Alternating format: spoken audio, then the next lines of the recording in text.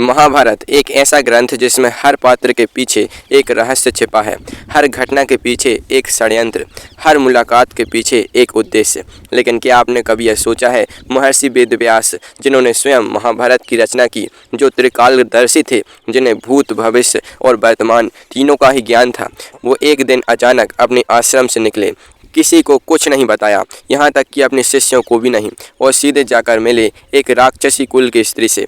उस स्त्री का नाम था हिडिंबा। यह मुलाकात क्यों हुई? क्या यह केवल एक साधारण भेंट थी, या फिर इस मुलाकात के पीछे छिपा था महाभारत युद्ध का वह सबसे बड़ा रहस्य, जिसे जानकर स्वयं पांडव भी चौंक जाते? और सबसे बड़ा प्रश्न ये है, क्या हिडिंबा के पास ऐसा ज्ञान था जो हस्तिनापुर के किसी भी ऋषि के पास नहीं था? इस रहस्य को समझने के लिए हमें थोड़ा पीछे जाना होगा। वारणावत का लाक्षागृह जल चुका था। समूचा संसार यही मान रहा था कि पांडव और उनकी माता कुंती इस आग में भस्म हो चुके हैं। दुर्योधन के महल में उत्सव का वातावरण था, लेकिन सत्य कुछ और ही था। विदुर की बुद्धिमानी से वे सुरक्षित बच निकले थे और अब भटक रहे थे घने जंगलों में। चारों ओर अंधकार था। वन इतना घना था कि सूर्य की किरणें भी धरती तक नहीं पहुंच पा रही थीं। पांव थक चुके थे, शरीर टूट चुका था। थकी हुई कुंती एक वृक्ष के नीचे बैठ गईं। नकुल और सहदेव भी थककर वहीं सो गए। अर्जुन और युधिष्ठिर पहरा देने लगे, लेकिन उस रात कोई और भी उन्हें देख रहा था। वह था हिडिंब, एक भयानक राक्षस जिसकी सूंघने की शक्ति कई योजन दूर तक काम करती थी। अचानक उसकी नाक फड़की, उसने मनुष्यों की गंध पहचानी। उसकी आंखों में भूख चमक उठी।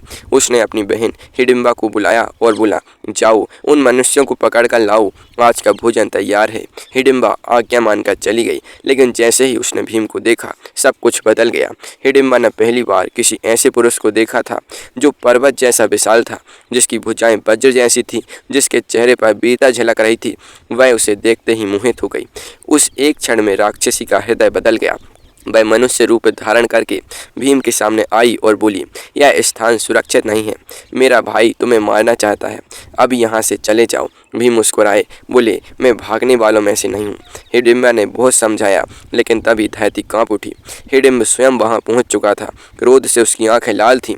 और फिर शुरू हुआ एक भयंकर युद्ध, ऐसा भयंकर युद्ध जिसे देखकर जंगल के पशु भी भयभीत हो उठे। अंततः भीम ने हिडिंब का वध कर दिया और यहीं से शुरू हुई एक नई कथा। भीम और हिडिंबा का विवाह हुआ। कुछ समय बाद एक पुत्र का जन्म हुआ, घटोत्कच। लेकिन शायद उस समय किसी को अंदाजा नहीं था कि यह बालक भविष्य में महाभारत युद्ध का सबसे बड़ा और सबसे निर्णायक मुहरा बनेगा। वर्ष बीतते गए, पांडव आगे बढ़ गए, लेकिन हिडिंब उसी वन में रही। घटोत्कच बड़ा होने लगा और उधर महर्षि वेदव्यास गहरे ध्यान में बैठे थे। उनकी दिव्य दृष्टि भविष्य को देख रही थी। उन्होंने देखा कुरुक्षेत्र की रक्त रंजित धरती, गिरते हुए योद्धा, टूटते हुए रथ, और फिर एक ऐसा दृश्य जिसने उन्हें भीतर तक चिंतित कर दिया। उन्होंने देखा इस युद्ध का परिणाम केवल अर्जुन पर, भीम पर या कृष्ण पर निर्भर नहीं है। एक और शक्ति है जो पूरे युद्ध का संतुलन बदल सकती है। जो पांडवों की विजय और पराजय के बीच की वह महीन रेखा है, वह शक्ति थी घटोत्कच। वेदव्यास समझ गए, यदि समय पर सही मार्गदर्शन नहीं मिला तो भविष्य बदल सकता है, और शायद इसी कारण उन्होंने निर्णय लिया हिडिंबा से मिलने का। लेकिन प्रश्न यह था, एक महर्षि एक राक्षसी कुल की स्त्री से मिलने स्वयं क्यों जाएंगे? क्या केवल घटोत्कच के कारण, या फिर कोई और रहस्य था जो अभी तक किसी को ज्ञात नहीं था? एक दिन वेदव्यास जी अपने आश्रम से निकले, किसी को कुछ नहीं बताया, यहाँ तक कि अपने शिष्यों को भी नहीं। अकेले ही जंगल की ओर बढ़ चले। रास्ते में कई ऋषियों ने उन्हें प्रणाम किया, लेकिन उनके चेहरे पर एक असाधारण गंभीरता थी, मानो वे किसी गहरे विचार में डूबे हों। कई दिनों की यात्रा के बाद वे उस वन में पहुंचे जहां हिडिंबा रहती थी। लेकिन जैसे ही वे उस क्षेत्र में प्रवेश करने वाले थे, एक विचित्र घटना हुई। हवा अचानक बदल गई, पक्षियों का कलरव थम गया, पूरे जंगल में एक अजीब सन्नाटा छा गया। ऐसा सन्नाटा जैसे प्रकृति स्वयं किसी बड़ी घटना की प्रतीक्षा में सांस रोककर बैठी हो।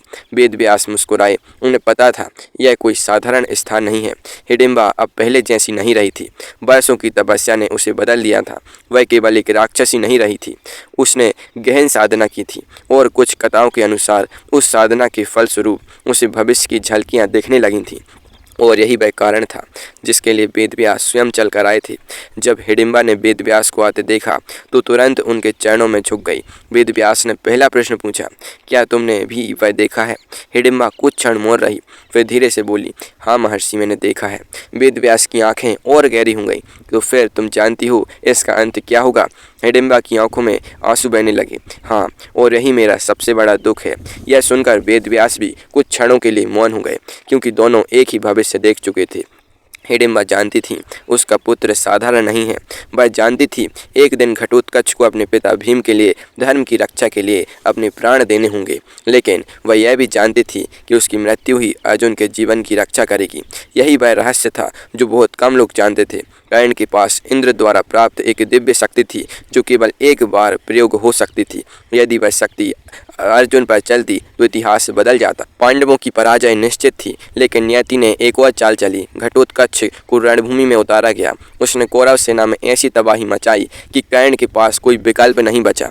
उसे वह अमोघ शक्ति घटोत्कच पर ही चलानी पड़ी, और इस तरह एक माँ के पुत्र के बलिदान ने अर्जुन का जीवन बचाया। धर्म की रक्षा हुई और महाभारत का पड़ला हमेशा के लिए पांडवों की ओर झुक गया। शायद इसी विषय पर चर्चा करने के लिए वेदव्यास हिडिंबा से मिलने आए थे, क्योंकि यह बलिदान महाभारत की विजय की नींव था, और उस नींव की पहली ईंट रखी थी एक माँ ने, उस वन में, उस एकांत में, जहाँ आंसुओं के साथ उसने अपने पुत्र का भविष्य जान लिया था।